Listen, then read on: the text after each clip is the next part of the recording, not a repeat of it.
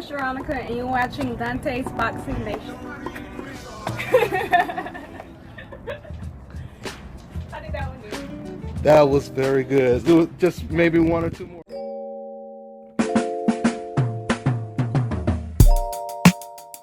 Dante's Boxing Nation, what's going on, guys? So when I reported this news of USA coming together, meaning Andre Ward is now training Caleb Plant to prepare for the Canelo Alvarez fight, surprisingly, or at least surprisingly to some people, there were actually many Canelo Alvarez fans in the comment section saying not only would Canelo, of course, destroy Caleb Plant, but they were saying that Canelo would destroy Andre Ward and Caleb Plant in the same night, right?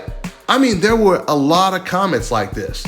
And then I seen someone who follows me on Facebook, some Mexican guy, he posted a post where it said, could Andre Ward beat this version of Canelo Alvarez today? So then it dawned on me. I've come to the conclusion that Canelo Alvarez fans, they have elected Canelo Alvarez as the greatest fighter of all time in fantasy matches. I'm serious, because if Floyd Mayweather is TBE, then that means Canelo Alvarez is imaginary TBE. Because once again, just read all the comments. Just pay attention to the pattern. What do these Canelo fans always say? Every single great fighter out there, every single undefeated fighter that Canelo Alvarez won't fight, what do they say about those guys? When it comes to Floyd Mayweather, Canelo Alvarez would beat him today. When it comes to Andrade, oh man, Andrade and Charlo, Canelo would destroy all of them easy because they're nothing but bums, right? They say Canelo Alvarez would beat David Benavidez, right? So guys, let's just play pretend. Imagine if Canelo Alvarez beat Floyd Mayweather in a rematch. Then he beat Charlo, Andrade, Andre Ward, David Benavidez. That would be one of the greatest resumes of all time, wouldn't it be, guys? And that is why Canelo Alvarez has earned the right to be called the imaginary TBE. He is the greatest fighter of all time in fantasy matches. I mean, in fantasy matches, nobody can beat Canelo Alvarez. Just listen to the Canelo fans, they'll tell you. Matter of fact, they'll probably even tell you, oh man, don't worry about the real fights that actually took place where he lost to Floyd Mayweather. Just picture the imaginary fights. Like if he were to fight Floyd Mayweather today, right? Imagine what would happen. He is imaginary TBE. I mean, it's almost comical for people, fans, anyone, to even try to compare Canelo to Andre Ward. If Canelo Alvarez couldn't beat an Erislandy Lara without controversy, couldn't beat an old, very, very small Floyd Mayweather. I'm talking about a man that was 15 to 20 pounds smaller than Canelo Alvarez. This man was closer to 40 than he was to 30. If Canelo couldn't beat that man, I mean, you guys have to understand this. Canelo didn't lose to the pretty boy version of Floyd Mayweather. For those of you guys who really follow the sport, then you know Floyd Mayweather, when he was young, he was knocking out everyone. He was a lot better.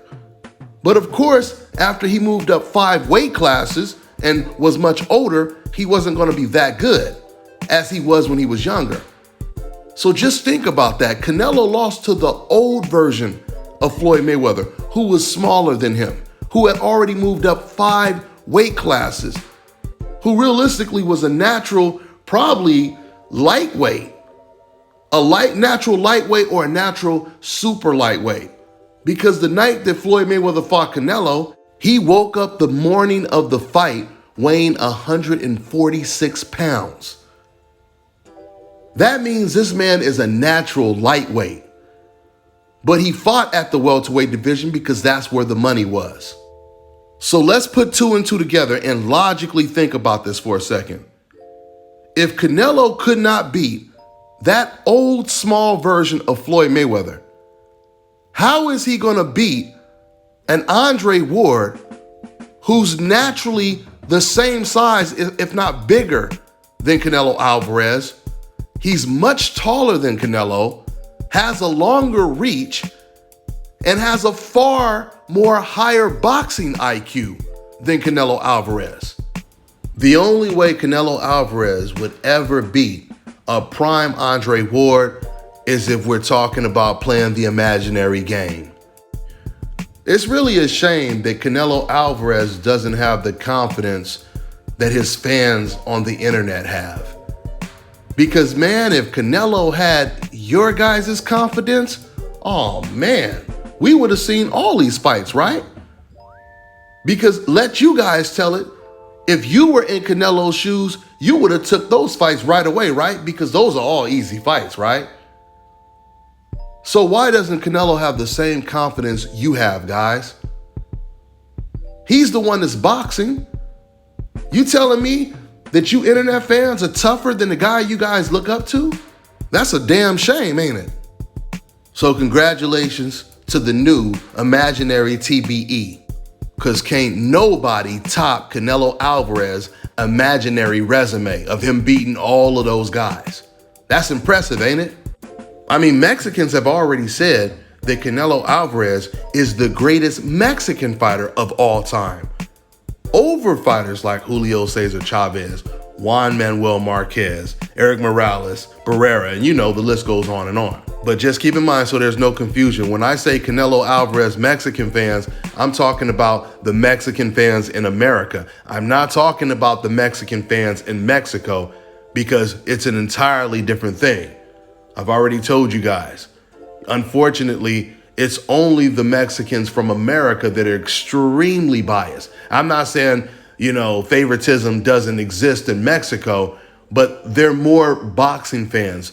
They're really boxing fans in Mexico. I've already told you guys this before, but for my new subscribers, you know, I've traveled to Mexico to cover fights, and I seen something that I had never seen in my entire life, is Mexican fans actually cheering and applauding the black fighter as he gets introduced. I had never seen that in my entire life.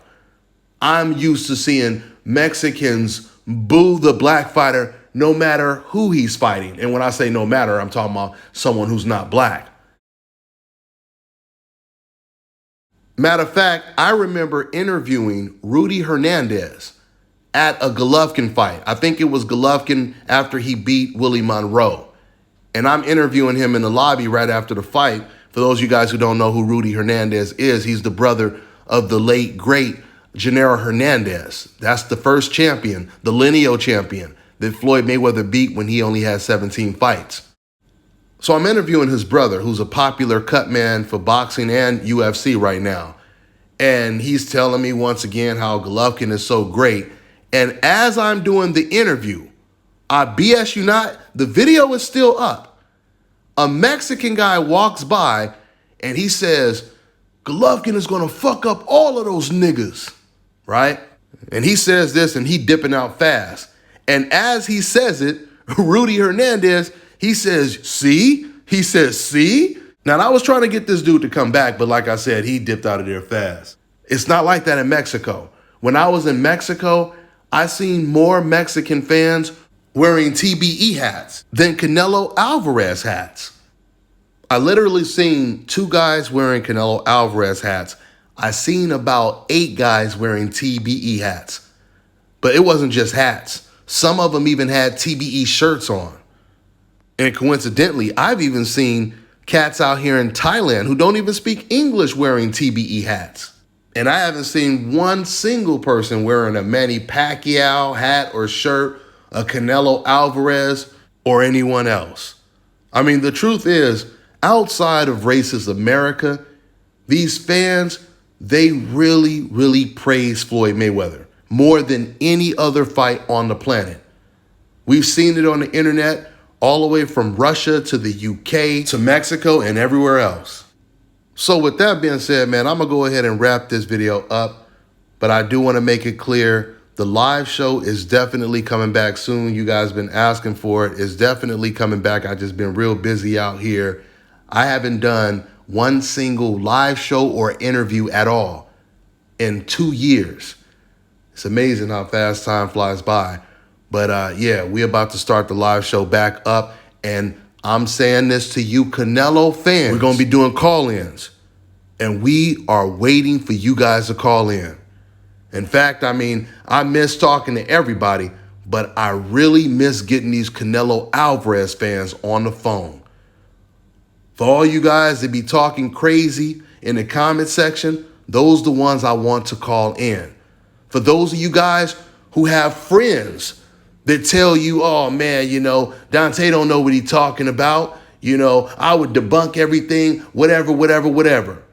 If you got someone who disagrees with anything that I say and you too scared to call in, you tell that person to call in. Because I want y'all to understand something right now. You know how people always say, oh, there's two sides of the story? Yeah, that's right. There is two sides of the story, but there's only one truth. Hell, you could have 10 sides of the story, but you only have one truth. Numbers don't lie, the stats don't lie, and video footage doesn't lie. When I did my live show before, these Canelo Alvarez fans, they would fill up the live chat, but they would always be afraid to call in because they knew I would body their ass if they called in. It felt like Christmas every time we got one to call in. So once again, anything you got to say in the comment section or to your friends, or you got some friends that got something to say, tell them to call in. All right? We gonna get it cracking real soon. With that being said, that's all I got for now. I'm on to the next one. Get ready to take your striking game to the next level with the Focus Ball. Dramatically improved footwork, timing, head movement, hand-eye coordination, reflex, and overall fight IQ. It's lightweight and extremely portable, so you can train every time, everywhere. When you don't have a coach to do mitt work, get a Focus Ball. When you don't have a heavy bag to hit, get a Focus Ball. When you don't have a sparring partner, get yourself a Focus Ball. And when you just want to have fun punching and kicking, get a Focus Ball. When you train with the Focus Ball, you train your eyes and your brain to read punches so that you can hit and not get hit, making this very simple device a must-have for all combat sports athletes and enthusiasts alike. So if you want to take your striking game to the next level, don't wait. Get the Focus Ball now. All right, now check this out, guys. If you're looking to repair eczema scars, burns and bruises, dark spots and blemishes, then this right here is the perfect product for you guys. It's called Elo Deki Face and Body Oil. Athletes and top-ranking boxers, they're also using it after training to reduce swelling, inflammation, and to ease the pain. So get yours today. Go to elodeki.com, like them on Facebook, and follow them on Instagram. Well, ladies and gentlemen, this is the big day. SMPs at Scalp Carolinas. I need a real restoration. This is my makeover right here. Fellas, I've got some great news for you. If you've lost your hair or have a receding hairline, the time has come when you can finally get your hairline back through a process called scalp micropigmentation. So here's how it works. It's a hair tattoo that replicates the look of your hair follicles when you have fully shaved it down. So to get this hookup, make sure you follow and contact my man Scalp Carolinas on Instagram.